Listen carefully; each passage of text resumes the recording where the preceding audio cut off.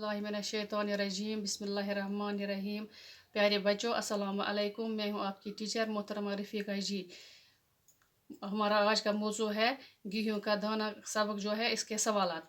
पहला सवाल, ये कैसे पता चला कि वो अंडा नहीं है, गेहूं का दाना था? इमुक जवाब हो, गेहूं का दाना पास ही एक खिड़की में रख दिया गया और एक चील ने आकर उसमें छेद कर दिया। इस तरह मालूम हुआ कि वो अंडा नहीं, गेहूं का दाना था।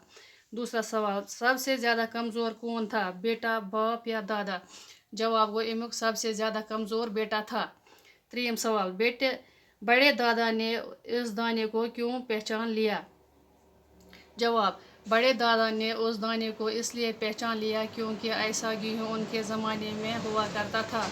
उसने अपनी जवानी में ऐसा गेहूं बोया भी था और खाया भी था। चौथा सवाल, आज के इंसान की ज़िंदगी दुख भरी क्यों है?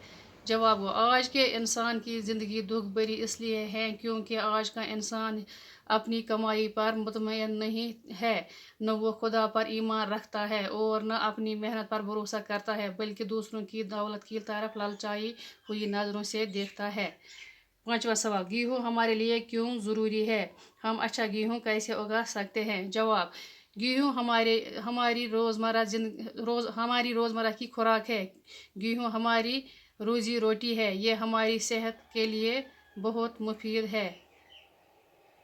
उगाने के लिए अच्छे बीज और अच्छी ज़मीन की ज़रूरत है और हम अपनी मेहनत, ईमानदारी और अच्छे बीजों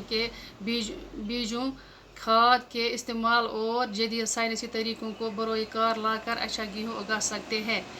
पच गोबर ब्याक सवाल त्रीम, खाली जाए। गौर से देखा तो मालूम हुआ कि वो अंडा नहीं, डेश था। आज गो गडनी जाए गेहूँ। दुयम खाली जाए, ऐसा गेहूँ डेश इससे पहले किसी ने नहीं देखा।